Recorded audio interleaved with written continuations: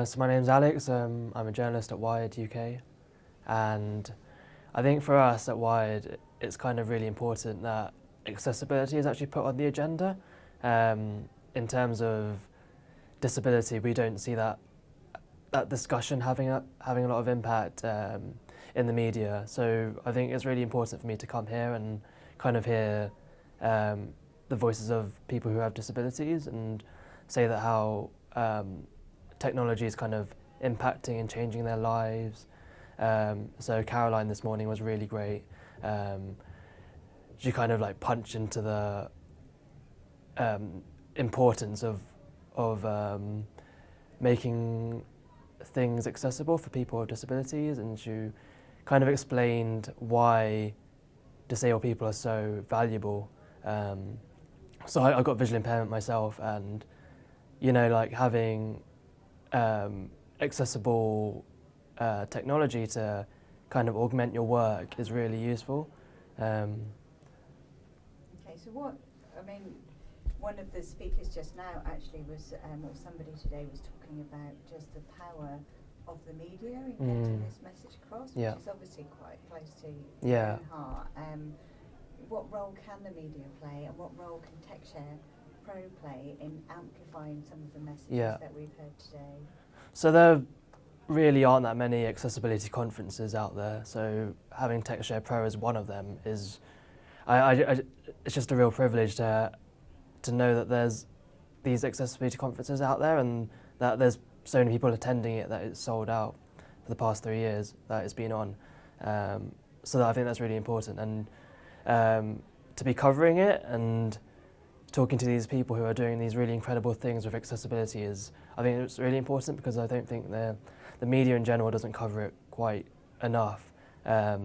We also tend to sensationalise disability stories. It's always kind of inspiration porn, which obviously isn't a good thing.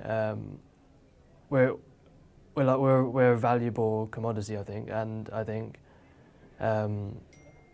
the media is wise to kind of highlight stories which kind of show that off.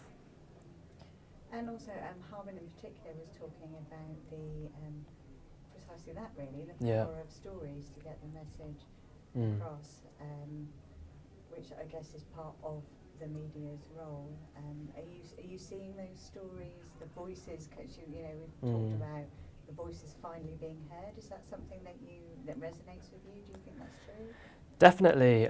It's not happening enough in the media. I think Harman was saying that we need to hear more positive stories, because that's what gets disabled people into jobs.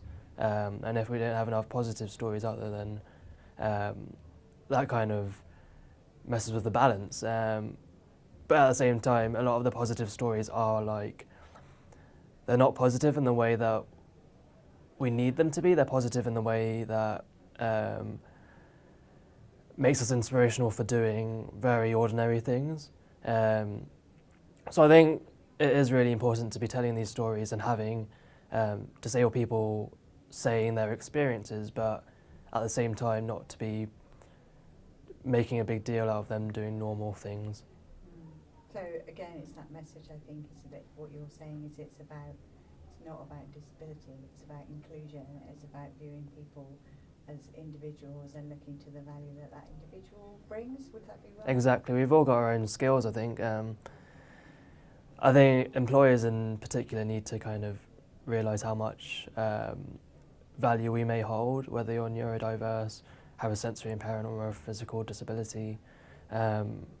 We've all kind of got value, and I think employers would be wise not to kind of lock us out just because we might need extra adjustments in doing our work. Great. And what is do you think is the message or the story that resonated most with you today? What's the most powerful thing that you've heard today? Probably Caroline's. Just personally, I think as somebody who has, similarly to Caroline, has struggled to kind of accept his disability, that story kind of resonated with me, and what Caroline is doing with the Valuable 500 is really important. I think it's really important work, and what she's doing to kind of challenge the stereotypes of disability is, I think it's just a really necessary part of advocacy work.